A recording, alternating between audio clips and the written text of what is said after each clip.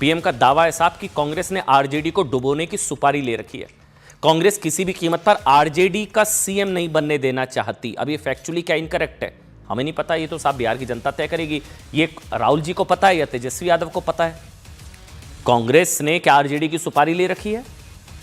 Congress RJD को ज्यादा से ज्यादा नुकसान चाहती है। वो तभी वो राहुल का छठ ड्रामा वाला जो बयान आया था उसको उससे जोड़ा गया था कि ये राहुल ने बयान तेजस्वी को नुकसान पहुंचाने के लिए दिया था। इसके बाद से चर्चा शुरू हुई थी कि बिहार की जंग राहुल वर्सेस तेजस्वी हो गई है। कैसे, सुनिए। इसकी अटकलें तब लगनी शुरू हुई जब वोट अधिकार यात्रा से, जिसके बाद तेजस्वी ने अलग से बिहार यात्रा निकाली, उसमें राहुल जी नहीं थे। फिर सवाल उठे कि तेजस्वी को आखिर अलग से यात्रा निकालने की जरूरत क्यों पड़ी? वोट अधिकार यात्रा के दौरान ही तेजस्वी ने राहुल को पीएम बनाने की बात की, लेकिन आपको याद होगा, लेकिन राहुल तेजस्वी को सीएम फेस घोषित करने पर सहमत नहीं हुए थे।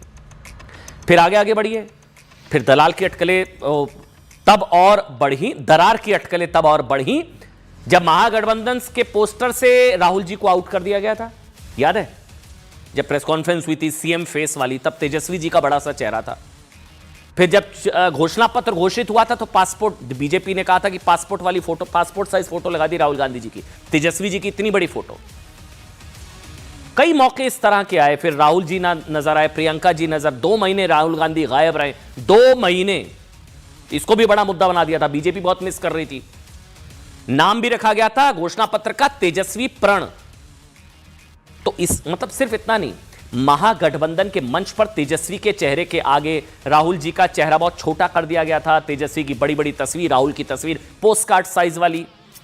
तेजस्वी का 3 बार नाम, राहुल का 1 बार भी नहीं।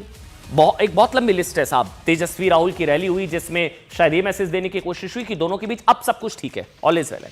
लेकिन बीजेपी का दावा है साहब कि दोनों के बीच उसी वक्त से सब कुछ ठीक नहीं है जब से कांग्रेस ने मांगी थी 70 सीटें, मिली सिर्फ 61 सीटें। इसकी वजह, पहली वजह है कांग्रेस का कमजोर कड़ी होना। आप समझिए क्यों। 2020 में कांग्रेस 70 सीटों पर चुनाव लड़ी, जीती सिर्फ 19। देखिए 70 पर 19 जीती।